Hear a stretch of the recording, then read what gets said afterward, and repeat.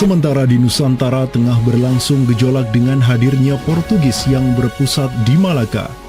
Cucu dari Sultan Muhammad Al-Fatih dari Bani Uthmaniyah, yakni Sultan Selim pertama, berhasil meluaskan pengaruh dan kekuasaannya di dunia Arab. Pada tahun 1517, beliau berhasil merebut Suriah, Mesir, dan Hijaz dari kepenguasaan kaum Mamluk. Khalifah Al-Mutawakkil 'ala Allah ketiga dari Bani Abbasiyah beserta Syarif di Makkah kini menyerahkan kepemimpinan umat Islam sedunia dan pelayanan dua kota suci kepada Sultan Salim pertama, penguasa Uthmaniyah yang bukanlah mereka berdarah Arab.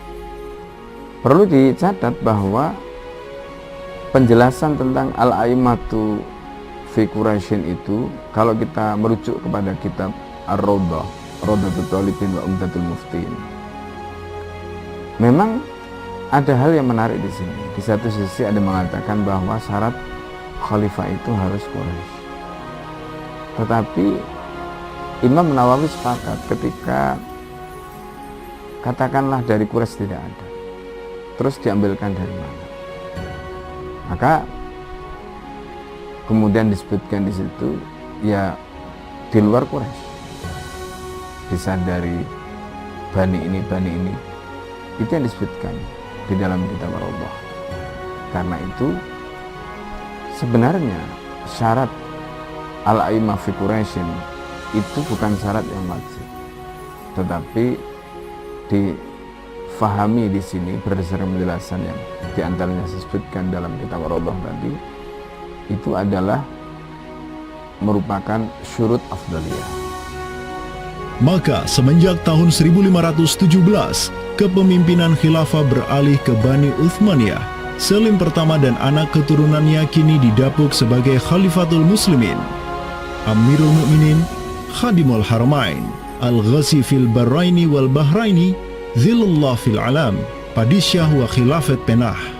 Wilayah khilafah Uthmaniyah terus merangsek Eropa, dan merekalah yang menguasai Laut Mediterania dan juga Laut Merah. Adapun Portugis yang bercokol di Samudra Hindia mulai ketakutan karenanya. Karena dengan munculnya khilafah Uthmaniyah sebagai negara Islam yang adidaya, solidaritas Muslim sedunia akan bangkit kembali karena memiliki perisai kuat di sisinya.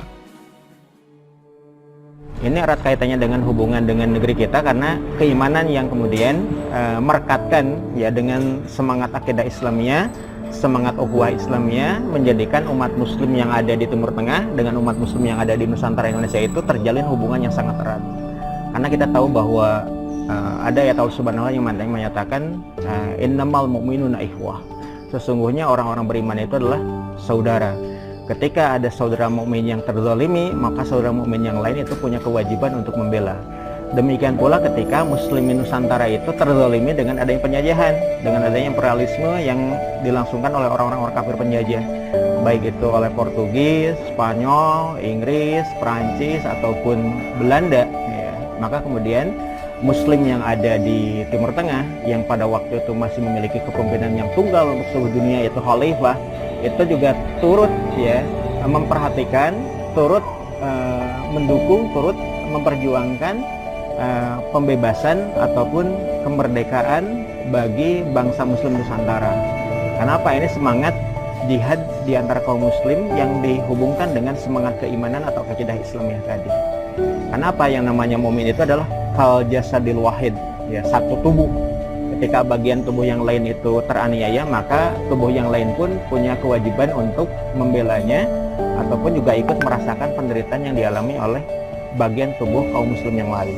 Semenjak Portugis berhasil menancapkan kukunya di India dan Malaka, tidak hanya dua wilayah tersebut yang ditimpa petaka, namun juga hampir seluruh kesultanan di Samudra Hindia dan Nusantara. Sultan dari Samudra Pasai kala itu, Zainal Abidin bin Mahmud bin Zainal Abidin Ra'ubabdar, yang mendaulatkan dirinya sebagai Al-Qaim tahta Amri Rabbil Alamin, orang yang berdiri di bawah perintah Tuhan semesta alam, mengirim surat kepada Portugis di Malaka untuk menggugat kelakuan mereka yang sangat merugikan kaum muslimin di kawasan.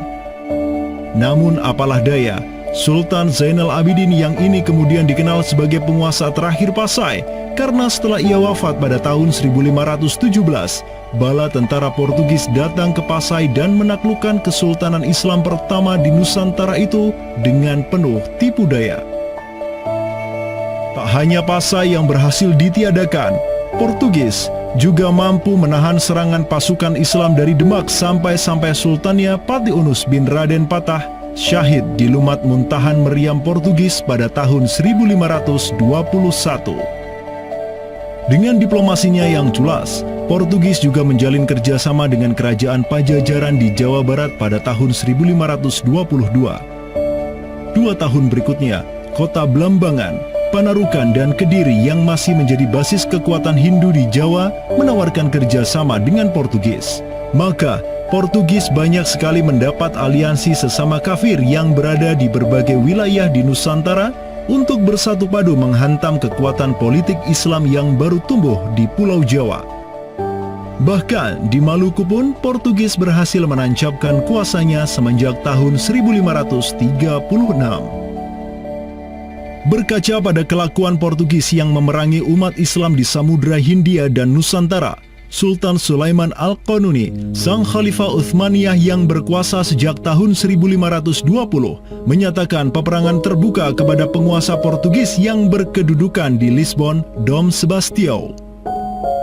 Telah dilaporkan kepada saya bahwa jamaah haji dan para pedagang muslim yang datang dari India melalui laut telah dianiaya. Jika engkau masih membangkang, maka dengan bantuan Allah yang Maha Agung, kami akan melakukan segala yang diperlukan untuk memulihkan ketertiban di negeri-negeri itu, dan tiada guna lagi bagi engkau untuk memprotesnya.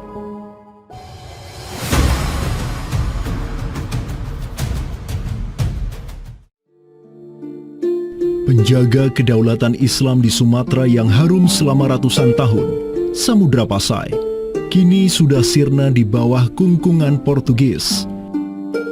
Namun, harapan kemenangan itu masih ada. Karena tak lama setelah itu muncul kekuatan baru yang terbit di ujung utara Sumatera, Kesultanan Aceh. Kita mengetahui bahwa Sultan Aceh yang pertama adalah Sultan Ali Mughayat Shah.